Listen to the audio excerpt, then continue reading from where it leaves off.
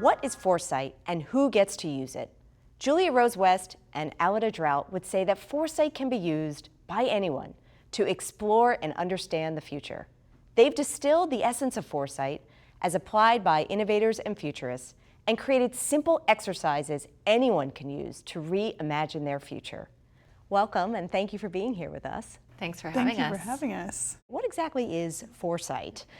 So maybe we could just take a moment and have you both talk about what foresight is and why it's so important for organizations to bring in as a strategic discipline. So Julia said it well earlier in that foresight is not a singular prediction, and that's often what we see when people say, I have seen the future, I can tell what it is. And that's kind of when we give a little bit of an eye roll. But I think what is a better descriptor of foresight is that it's a consideration of many different future states to comparison plan and select one that is optimal or preferable to then aim towards. So one easy way to think about it is that there are many possible futures, there are slightly fewer probable futures, and there are preferable futures. These are all different kinds, there's many of them. And the idea of foresight is to say, how do we identify and think about these futures? How do we think about one that we want to target in order to get there? And more importantly, which ones do we want to avoid to start crafting a path towards that future? It sounds like a very important discipline, if I hear you right, that is both creative and thinking about these expansive futures, the possible futures, and also takes into consideration some assumptions that we might have, unspoken or unspoken, about the future that we believe to be true, which may not be such a given future. I think that's a great point. One of the core tenets that Julia and I often talk about is you need to challenge assumptions about your future. So we all expect something to happen potentially in the future, and that's an assumption. So if we can identify what those assumptions are and then we can challenge them, we get better at thinking a bit more creatively about what potential future options are, and we think better about foresight. So in my mind, it's a combination of rigor, so you have to get really good at researching what are all these impacts.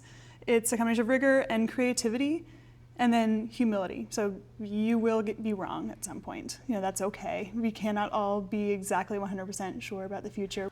I wonder if you could share a little bit about how this discipline of foresight blends with a practice of strategic planning. Yeah, I would say that strategic planning tends to look at one preferred future, one assumption about the future. And foresight doesn't only look at a variety of possible futures that you want to aim for, it also looks at those key uncertainties and the futures you want to avoid. And that's huge. And so I would say the other key difference is that in strategic planning, you tend to only look out 5 years. Foresight, we like to take a longer view. We like to look out 10, 15 years. And in this rapid change that we're experiencing today, and in this crazy tech world that we live in, that's really important to take a longer view. And strategic business planning specifically tends to be mainly focused on business value.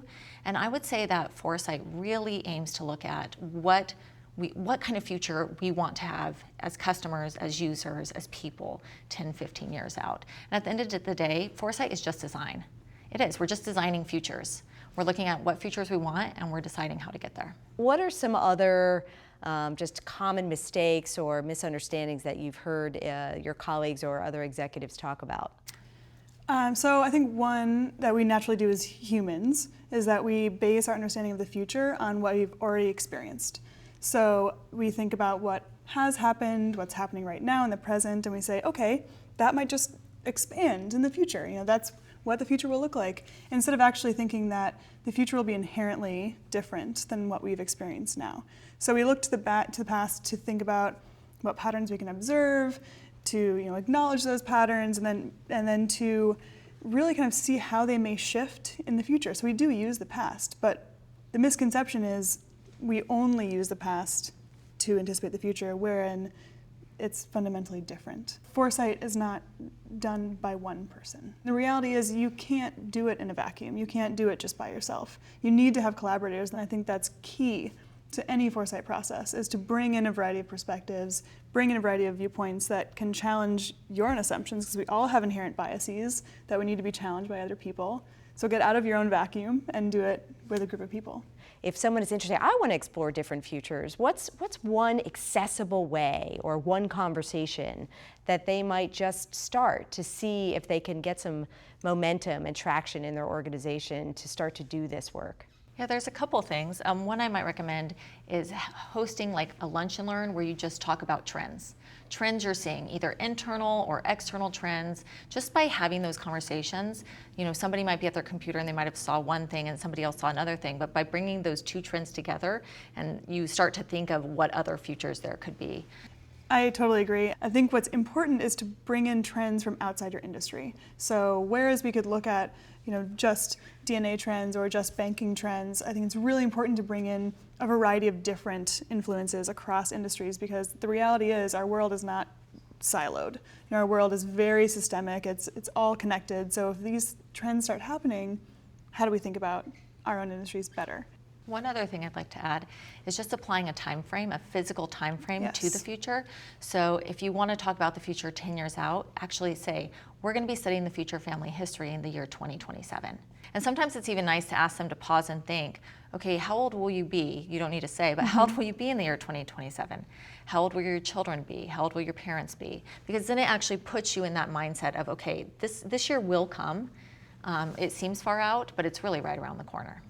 Just write a letter from the future. What does a successful headline in the New York Times look like for our company in 10 years? What does a really unsuccessful headline, in 10 years for a company look like? And that's already starting to get people to say, okay, in 10 years, this might be something that happens. Let's write a headline. Let's write 3 sentences of an article. And that's one way to get people already jumping to a new time that you have defined, in a very, very simple way.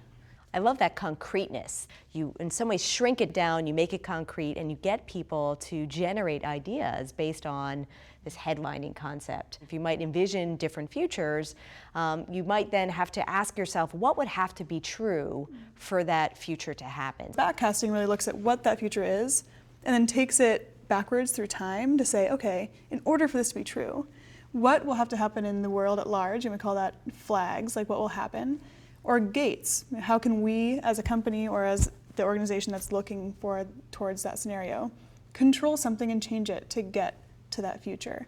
So along this timeline that we paint, there's flags we call out, there's gates we call out, and there's potential threats. What would disallow us to get to that future? And this is also part of the creative process. You have to get a little bit weird with these because they're not always going to be very clear cut. They get a little bit strange, but just by doing that process, you can then start tracking from the present to that future. If you see flags or gates along the way, you know that you're getting there. If you miss one, you know that you're going somewhere different. It's time to reassess. I find even in regular product planning, backcasting to be very useful. For instance, if we want to launch something in H1 in 2018, it's very difficult to say, okay, what do we need to be doing next quarter, the following quarter, the third quarter, the fourth quarter? Project forward. However, if we can go out there and then backcast H1, Q4, Q3, Q2, it becomes much more manageable. And I would just challenge anybody to try it. One of my favorite, very fun tools in the book is to tweet your obituary. Yes. I just think what a clever way to quickly get someone in a future state of mind than to have to think of how they would describe their life in 140 characters. Very powerful. So you could do that again for yourself personally, but I also wonder if companies might say, tweet our obituary. Yes. And to use that as a prompt to say, how might we get disrupted? What were we not looking at? Well, and I think it also reframes how you typically think about a vision statement creation. Vision statement, we typically think about the growth scenario in the US and in business. But if you're forced to think about a death scenario, how does that change the way you're thinking about what futures could look like? And that's a very simple reframe. So it seems to me that all leaders should be using some kind of foresight in their organizations to help them better understand this world that we're living in, filled with complexity and change, and help them understand the trends that might impact their future so that they can shape it. Why do you think it's not a more widespread practice? What's stopping executives, innovators from using this more regularly in their work? It's difficult to think about the future, and sometimes it's exhausting Because once you think about that future, you have to actually make a decision and decide, do I want to go after it? Do I want to avoid it? What next? And I think leaders naturally do think about the future. They just don't think about it with the same process that we're bringing as futurists. So I think CEOs or startup founders have already thought about future states that they want to make real, right?